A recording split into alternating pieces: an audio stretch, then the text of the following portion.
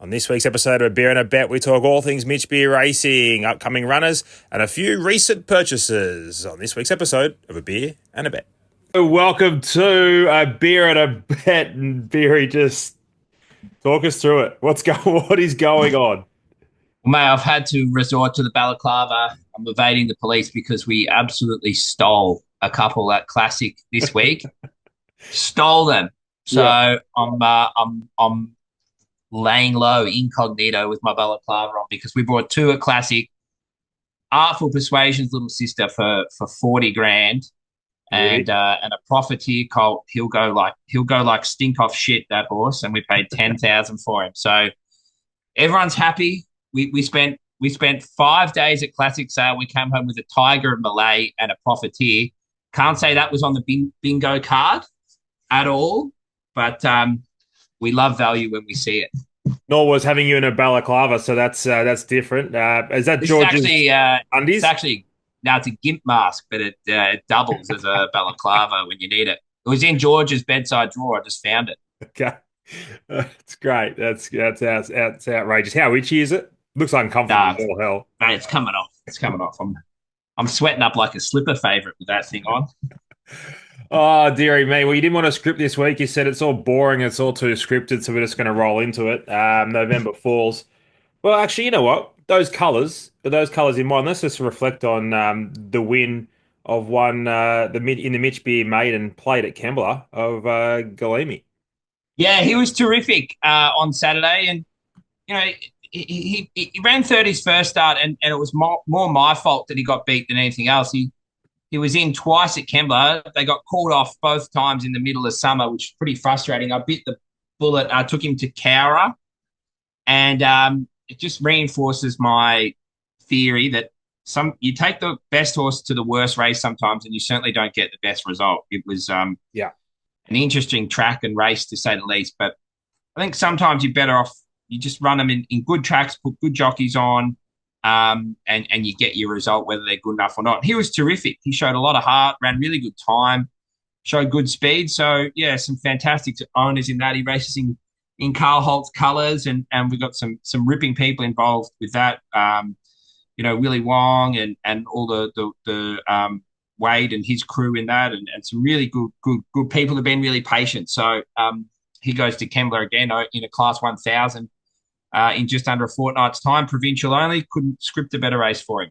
Yeah, it was good. It was really nice the way he won as well. There was a horse outside who was being an absolute pheasant's nest for about 700 meters, and he's managed to kick on and win well. So that was really, really good. And Couple of a big horses. credit to, as much as it pains me to admit it, big credit to you, Gano, because there's a $1.60 favourite that won a trial by 6, Yeah. and I was pretty concerned about it, and you said to me, mate, like that horse has run very, very average time.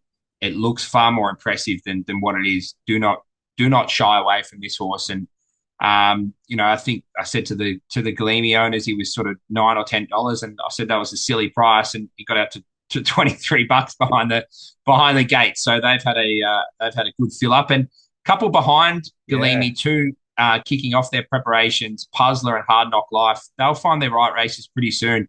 They were just having their first up runs over 1,000 meters, but they'll step up in distance their next starts, and I thought they weren't too shabby at all. Yeah, the numbers out of the race stack up. So Puzzle will be winning. The All Saints, the horse you speak of, that'll probably be winning a race as well. Those looking for black books. And Kerry's got a good opinion of penalties as well. That horse went pretty well back in behind them, and Hard Knock Life will find a race for it. Did Kerry give back your iron, by the way?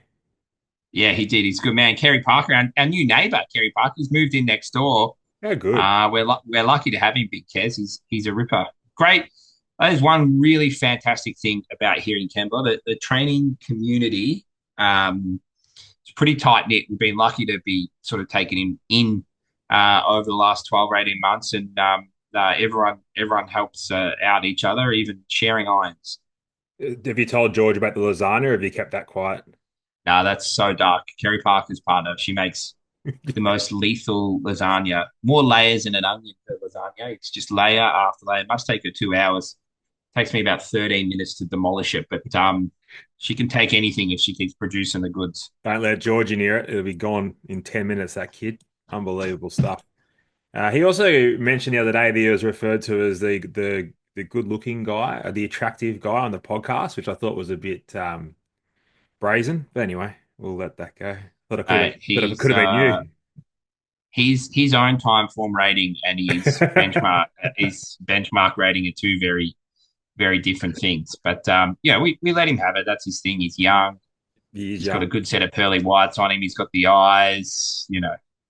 And the physique. So you know what? He probably I ticks all the keep showing him boxes. photos of like when I first started training, and I Back in was my I day. was yeah, I was skinny and upbeat. And I said, man, I don't know. I'm sure if you made a timeline, there's somewhere where it just drops off. I don't know where it was, but I wasn't far off young George once. I Yeah. see a bit of him. What about the other day? Bit of I me and was him. I tell you what, that's no good for George. He needs to work out what the infliction point was and steer clear of it. yeah. I remember I worked for Jason Warren, right? Yeah. And one day he's like, "Oh, we're really good mates, still are." And he's like, "Mate, I hadn't worked for him." I was like, "Mate, come down to the house. I've got all these fucking clothes I don't fit in anymore." And he's like handing me these shirts, like these Ralph Lauren shirts. They was all gun, like great gear. And I'm like, I remember thinking, like, how this fucking fat bloke ever fit in this? Like, they're not that old. They're not that old, Yeah. mate. I've had Angus, who rides work for me, coming out in like clothes that have been in the Oh, garage. It's like, oh, I found this. I'm like, I remember going out in that shirt, and I look at myself. I'm like, you such a loser. Like, how how did did it we get to get this here? point? How did it get to this point? I'm still working on the sauna and the ice bath installation down there, but I think we can turn you around. Speaking of well, not turning around, I think she's probably in good form. It's probably an average segue, but November falls. She's going to turn her lack of winning form around. I think she heads to Canterbury on Friday night. Rain. The forecast has gone a little bit soft on us, but I think it's okay. We're currently on a soft six, maybe a couple of meals around, which is all she probably needs. But the most important thing here, Beery, is she's drawn barrier one, which is worth two lengths at Canterbury at least. Yeah, I think she's going great, and her form reads that she needs further. Yep. But her first up runs are excellent. She's had four first up runs, two wins, 2 seconds, and her 2 seconds have been very narrow defeats. I think if she brings her first up run from last preparation, where she ran second here at Kembla to a smart horse of Kieran Mars, I really only think she has to replicate that to go very close to winning. 1250 fillies and mares. She gets a little concession there or good concession with the Claiming Apprentice. I think she's contested some midways that are far stronger than this, and albeit they're a bit deeper into her preparation. Um, she goes really well fresh, and barrier one is worth a couple of lengths. I think her first up run's worth a couple of lengths. If we can just keep that track in that soft range, she'll stretch out nicely. And I think $13 is an outstanding price for her. I genuinely think she's a $4 or $5 chance. It's quite ludicrous, really, the price. She is. I've got a mark And those 6. colours are flying. They're flying Carl's colours. They're winning everywhere at odds too. So Yep, long may it continue. absolutely. Yeah, I had a mark $6.50. Obviously a big field, but she'll go very close. She'll give a huge sight, and some of these horses well in the market. Please, you can leave me right out of those.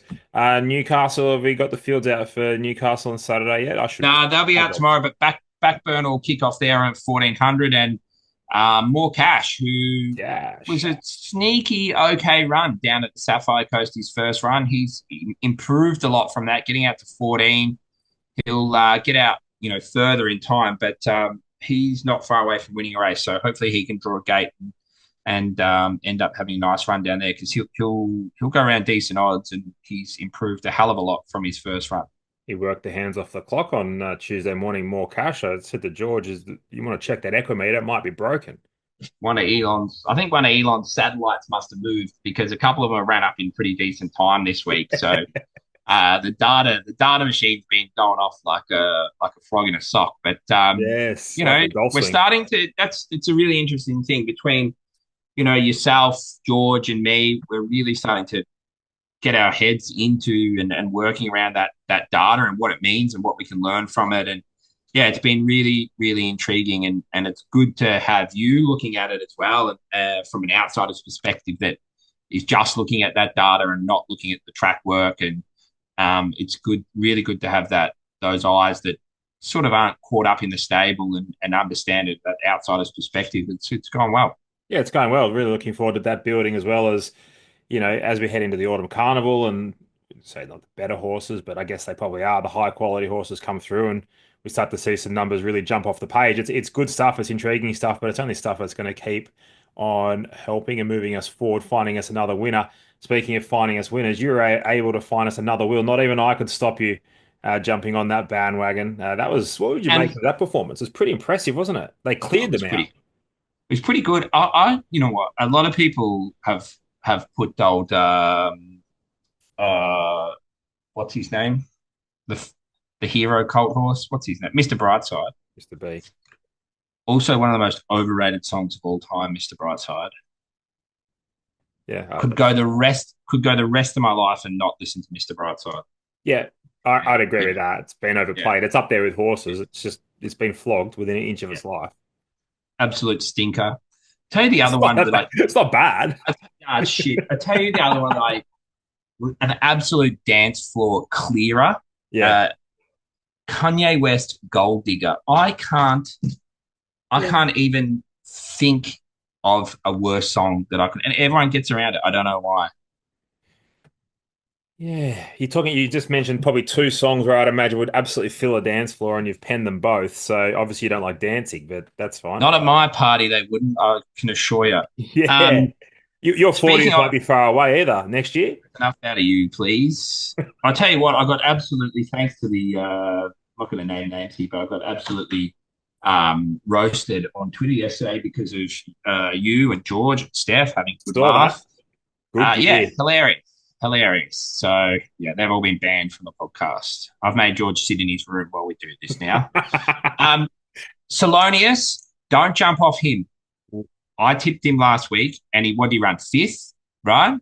Mm, At 40 to 1. yeah. Criminal. It just couldn't have worked out any worse. They all scratched, small field, went slow. He over raced a bit, but we're not getting off the Salonius bandwagon. He'll go to 1,300 here in a fortnight, getting better at the weights because it's a restricted 68.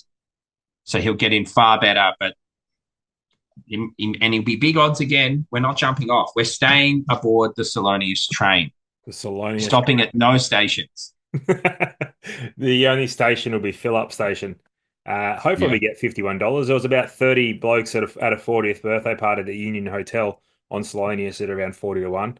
And It was a painful watch. yeah, yep. I was watching it I was at a wedding, I was watching it under my suit. And I started getting all like emotional and I turned around and one of my mates patted me on the back. Thought I was You're trying getting to win it. a Or bit you're promoting. swept up in the wedding. And I was most certainly not. I was firmly focused on what I just missed out on by him running a drum with Ghielmi into him each way. But hey, I took it and I just went, oh, mate, great wedding, great wedding, great wedding. Always an entertainer. Righto, let's go to a staking plan. What do you got for us? I'll give you $200 again. You do well when I give you the more money I give you, the Well, better you do. I'll tell you what, we're Yeah, having $100 invested in the races, and we're having 100 invested on LIV Golf Adelaide, which kicks off tomorrow. it's a good point you make. So Let's I let's do horses. Horses. Oh yeah, we'll do it on the same, so that way our man is uh, putting it's the pretty sheet. easy for me. I'm Yeah, just go. going to be having 50 each way on November Falls on Friday night. That's a no brainer. Yeah, Easy for me. Keep it simple. But when we delve into LIV Golf, Cam Smith, I think he's a ripping price. I think he's nearly 20 to 1, Cam Smith. big price.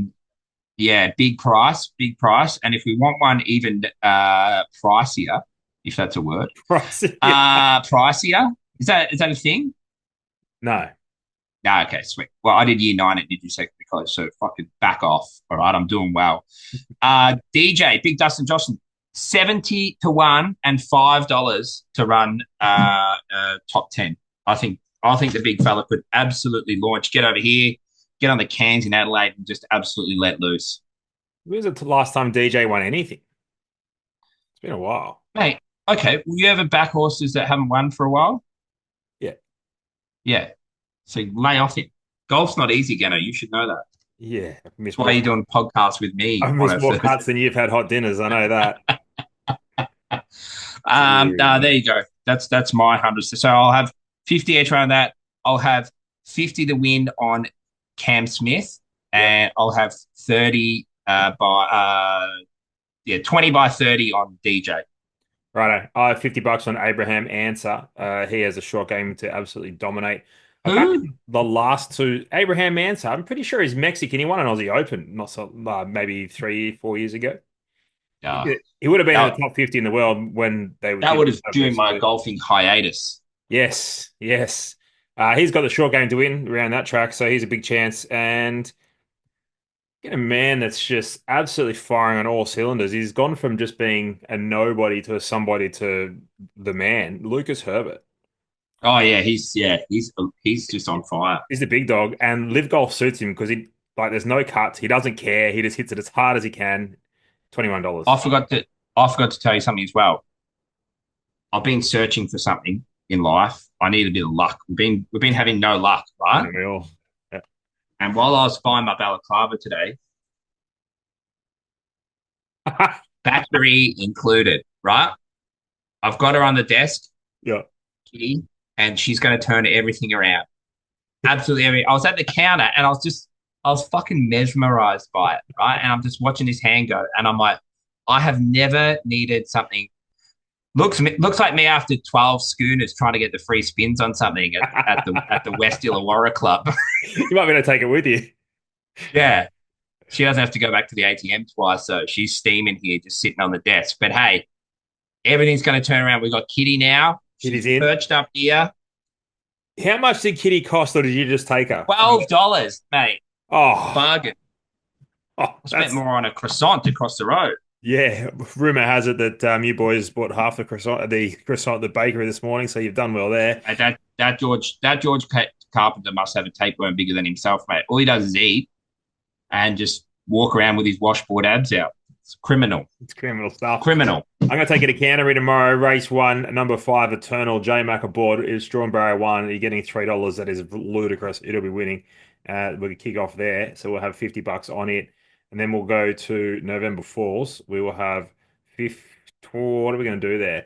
We're going to have 25 Oh, the win on it. And then I'm going to have $25 place multi November Falls just to really screw up our man in digital into race 8, number 8, Go Troppo, the place. That horse is also around $7, but I think it can win as well. So there's 3 tips for Canterbury. I think Ramwood looks a little bit up and about, looks pretty difficult sort of card. Weather's a bit 50-50, so I'm not really betting up there. I think Switzerland's absolute moral in the Lightning Stakes. Have you had a look at that?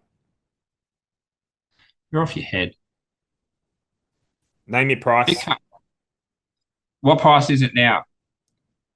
$3, and a sports bet accidentally hit the wrong button this morning and it went to 440 for about 10 or 12 minutes.